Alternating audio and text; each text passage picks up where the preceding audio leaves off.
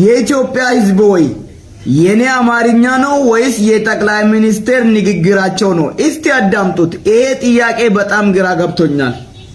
አንደኛ ህዳሴን ከጀመርን ጀምሮ ከዲያስፖራ ከባለ ሀብት ከመምህር ከሰራተኛ ከምናምን ከሁሉ ከአርሶ አደር የሰበሰብነው ማክሲመም 12 ቢሊዮን ብር ነው።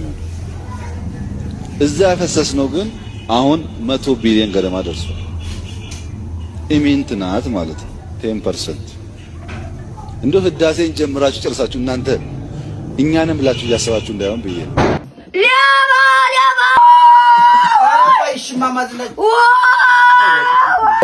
በህዳሴ ላይ አንድም ብር እርዳታ አንድም ብር ብድር ኢትዮጵያ አልወሰደችም።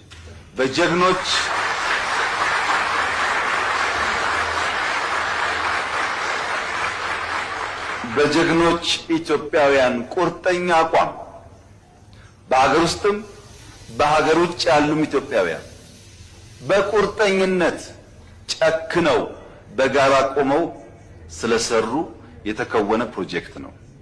ግን በዚህ አላበቃም። ሰው ይታያል እንጂ ተዛወራረዱ አምላክ ነው ምን እንዳለ ሆዱ